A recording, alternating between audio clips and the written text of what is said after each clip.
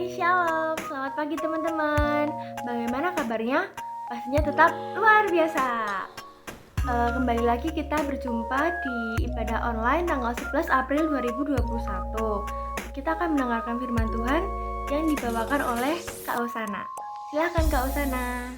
Shalom teman-teman remaja yang terkasih dalam Tuhan Yesus Kristus. Apa kabar hari ini? Semoga kita semua senantiasa dalam keadaan sehat, penuh sukacita yang daripada Tuhan. Sebelum kita masuk ke renungan di hari ini, marilah kita berdoa. Tuhan Allah Bapa kami yang ada di dalam surga, kembali kami menghadap-Mu Tuhan, kami mengucap syukur dan terima kasih Tuhan kalau pada hari ini Tuhan telah berikan kami kesempatan dan waktu untuk boleh mendengarkan firman-Mu Bapa. Meskipun lewat online Bapa, tapi kami percaya Tuhan hadir di tengah-tengah kami, menyatukan hati kami untuk kami boleh bersama-sama mendengarkan kebenaran firman-Mu Tuhan. Buka setiap hati, telinga kami Tuhan, persiapkan diri kami untuk boleh siap menerima taburan firman-Mu yang akan boleh kami terapkan dalam kehidupan kami Bapa. Pakai juga hamba-Mu Tuhan yang akan menyampaikan kebenaran firman-Mu, kiranya apa yang saya sampaikan seturut dan kehendak Tuhan. Terima kasih Tuhan yang mengampuni segala dosa dan kesalahan kami. Doa ini hanya kami serahkan dan kami minta dalam nama Tuhan dan Juru Selamat kami yang hidup, Tuhan Yesus Kristus. Kami sudah berdoa dan kami sudah mengucap syukur. Terima kasih Tuhan, haleluya, amin. Shalom teman-teman. Renungan harian pada hari ini diberikan judul Kasih Persaudaraan yang terambil dari Mazmur 133. Yuk kita buka bareng-bareng Mazmur 133. Mazmur 133, nyanyian ziarah Daud. Sungguh alangkah baiknya dan indahnya apabila saudara-saudara diam bersama dengan rukun. Seperti minyak yang baik di atas kepala meleleh ke janggut, yang meleleh ke janggut Harun dan ke leher jubahnya. Seperti embun gunung Hermon yang turun ke atas gunung-gunung Sion. Sebab kesanalah Tuhan memerintahkan berkat kehidupan untuk selama-lamanya. Amin. Jadi teman-teman, renungan harian hari ini diberikan judul Kasih Persaudaraan. Kita semua diajak untuk mengasihi sesama kita, peduli dengan sesama kita tanpa melihat perbedaan yang ada di antara kita. Bagaimana sih cara mewujudkan kasih persaudaraan itu? Yang pertama, kita harus merasakan damai sejahtera dulu. Damai sejahtera itu merupakan keadaan yang diharapkan oleh setiap orang, baik dalam kehidupan pribadi maupun kehidupan bersama. Tentunya dalam kehidupan kita tuh mau kok hidup kita tuh damai, penuh sukacita, tentrem, gitu kan? Dalam hubungan antara Allah dengan manusia, damai sejahtera itu sudah diberikan oleh Allah melalui apa? Ya melalui karya penebusan yang dilakukan oleh Tuhan Yesus di kayu salib. Damai sejahtera yang diberikan oleh Allah ini diberikan cuma-cuma kepada kita.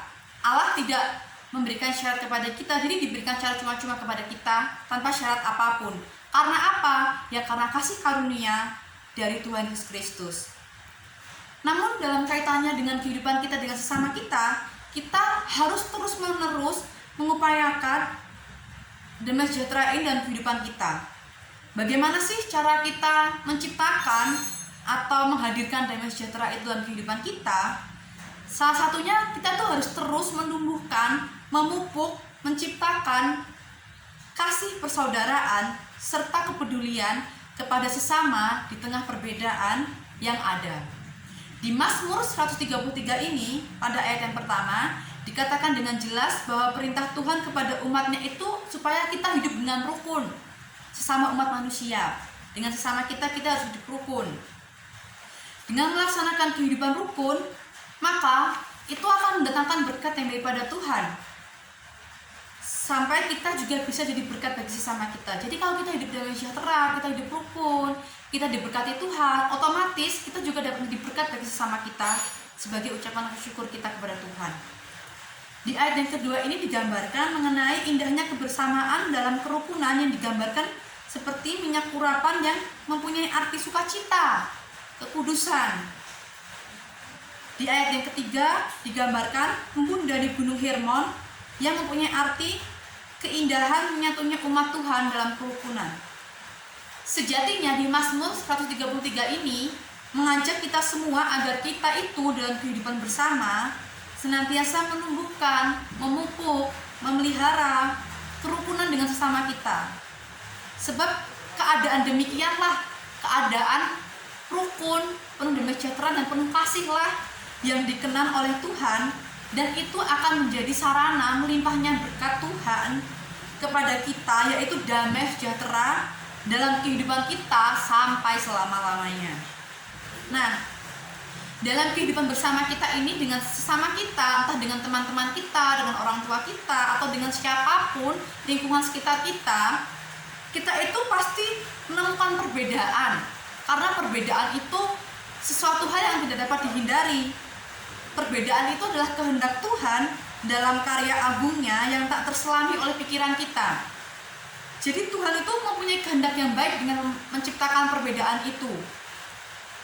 Nah, dengan perbedaan yang ada ini, Tuhan mau untuk kita tuh tetap saling mengasihi sama kita meskipun kita mempunyai perbedaan, entah itu perbedaan suku, perbedaan bangsa, perbedaan bahasa, perbedaan agama, bahkan sekalipun perbedaan hobi atau sesuatu yang menjadi kesukaan kita atau favorit kita.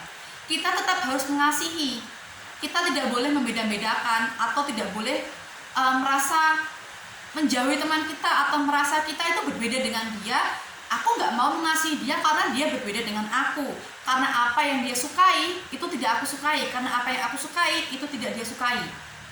Nah, Tuhan itu menciptakan perbedaan ini agar kita tuh tetap saling mengasihi, kita bisa hidup rukun. Agar dengan perbedaan ini kita bisa menciptakan suatu kehidupan yang indah.